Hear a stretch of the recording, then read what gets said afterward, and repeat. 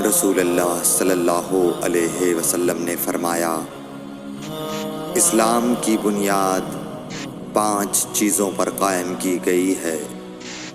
اول، گواہی دینا کہ اللہ کے سوا کوئی معبود نہیں اور بے شک حضرت محمد صلی اللہ علیہ وسلم اللہ کے سچے رسول ہیں، اور نماز قائم کرنا اور زکوٰۃ ادا کرنا اور حج کرنا اور رمضان کے روزے رکھنا۔ صحیح بخاری حدیث نمبر 8۔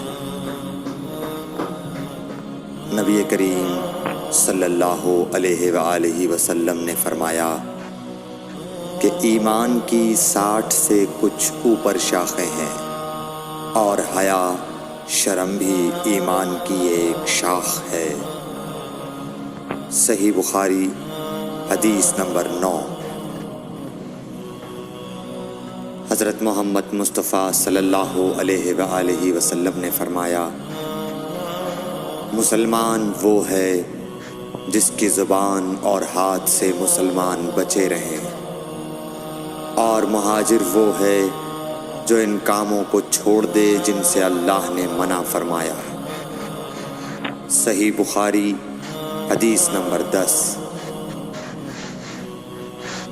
لوگوں نے پوچھا، یا رسول اللہ، کون سا اسلام افضل ہے؟ تو نبی صلی اللہ علیہ وسلم نے فرمایا، وہ جس کے ماننے والے مسلمانوں کی زبان اور ہاتھ سے سارے مسلمان سلامتی میں رہیں۔ صحیح بخاری حدیث نمبر 11۔ ایک دن ایک آدمی نے حضرت صلی اللہ علیہ وسلم سے پوچھا کہ کون سا اسلام بہتر ہے؟ فرمایا، یہ کہ تم کھانا کھلاؤ اور جس کو پہچانو اس کو بھی اور جس کو نہ پہچانو اس کو بھی، الغرض سب کو سلام کرو۔ صحیح بخاری حدیث نمبر 12۔ اکرم صلی اللہ علیہ وآلہ وسلم نے فرمایا، تم میں سے کوئی شخص ایماندار نہ ہوگا جب تک اپنے بھائی کے لیے وہ نہ چاہے جو اپنے نفس کے لیے چاہتا ہے۔ صحیح بخاری حدیث نمبر 13۔ رسول کریم صلی اللہ علیہ وسلم نے فرمایا، قسم ہے اس ذات کی جس کے ہاتھ میں میری جان ہے، تم میں سے کوئی بھی ایماندار نہ ہوگا جب تک میں اس کے والد اور اولاد سے بھی زیادہ اس کا محبوب نہ بن جاؤں۔ صحیح بخاری حدیث نمبر 14۔ حضرت صلی اللہ علیہ وسلم نے فرمایا، تم میں سے کوئی شخص ایماندار نہ ہوگا جب تک اس کے والد اور اس کی اولاد اور تمام لوگوں سے زیادہ اس کے دل میں میری محبت نہ ہو جائے۔ صحیح بخاری حدیث نمبر 15۔ نبی کریم صلی اللہ علیہ وآلہ وسلم نے فرمایا، 3 خصلتیں ایسی ہیں کہ جس میں یہ پیدا ہو جائیں اس نے ایمان کی مٹھاس کو پا لیا۔ اول یہ کہ اللہ اور اس کا رسول اس کے نزدیک سب سے زیادہ محبوب بن جائیں۔ دوسرے یہ کہ وہ کسی انسان سے محض اللہ کی رضا کے لیے محبت رکھے۔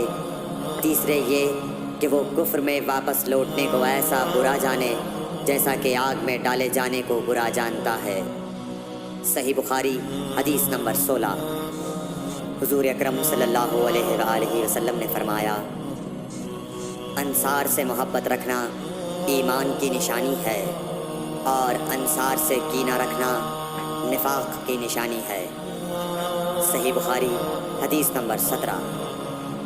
رسول اللہ صلی اللہ علیہ وسلم نے اس وقت جب آپ کے گرد صحابہ کی ایک جماعت بیٹھی ہوئی تھی فرمایا کہ مجھ سے بیعت کرو اس بات پر کہ اللہ کے ساتھ کسی کو شریک نہ کرو گے، چوری نہ کرو گے، زنا نہ کرو گے، اپنی اولاد کو قتل نہ کرو گے، اور ناعمدن کسی پر کوئی ناحق بہتان باندھو گے، اور کسی بھی اچھی بات میں اللہ کی نافرمانی نہ کرو گے۔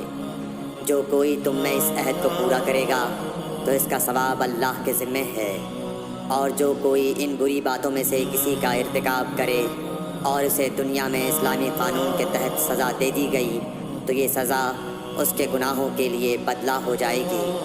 اور جو کوئی ان میں سے کسی بات میں مبتلا ہو گیا اور اللہ نے اس کے گناہ کو چھپا لیا تو پھر اس کا معاملہ اللہ کے حوالے ہے، اگر چاہے معاف کرے اور اگر چاہے سزا دے دے۔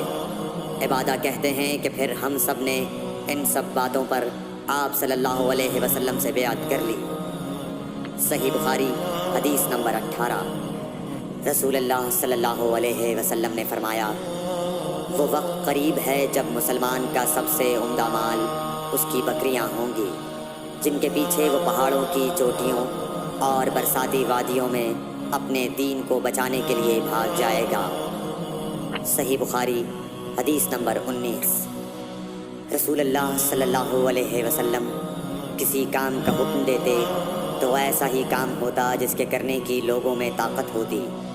اس پر صحابہ کرام نے عرض کیا کہ یا رسول اللہ، ہم لوگ تو آپ جیسے نہیں ہیں، آپ تو معصوم ہیں اور آپ کی اللہ پاک نے اگلی پچھلی سب لغزشیں معاف فرما دی ہیں، اس لیے ہمیں اپنے سے کچھ زیادہ عبادت کرنے کا حکم فرمائیے۔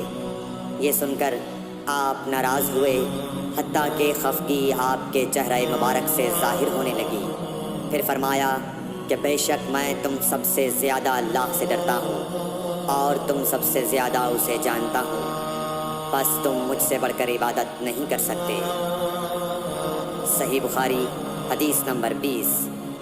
حضور اکرم صلی اللہ علیہ وآلہ وسلم نے ارشاد فرمایا، جس شخص میں یہ 3 باتیں ہوں گی وہ ایمان کا مزہ پالے گا۔ ایک یہ کہ وہ شخص جسے اللہ اور اس کا رسول ان کے ماں سوا سے زیادہ عزیز ہوں، اور دوسرے یہ کہ جو کسی بندے سے محض اللہ ہی کے لیے محبت کرے، اور تیسری بات یہ کہ جسے اللہ نے کفر سے نجات دی ہو پھر دوبارہ کفر اختیار کرنے کو وہ ایسا برا سمجھے جیسا آگ میں گر جانے کو برا جانتا ہے۔ صحیح بخاری حدیث نمبر 21۔ حضرت محمد مصطفیٰ صلی اللہ علیہ وآلہ وسلم نے فرمایا، جب جنتی جنت میں اور دوزخی دوزخ میں داخل ہو جائیں گے، اللہ پاک فرمائے گا جس کے دل میں رائی کے دانے کے برابر بھی ایمان ہو اس کو بھی دوزخ سے نکال لو۔ تب ایسے لوگ دوزخ سے نکال لیے جائیں گے اور وہ جل کر کوئلے کی طرح سیاہ ہو چکے ہوں گے، پھر زندگی کی نہر میں یا بارش کے پانی میں ڈالے جائیں گے۔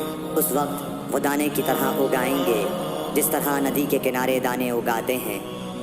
کیا تم نے نہیں دیکھا کہ دانہ سردی مائل پیچ در پیچ نکلتا ہے؟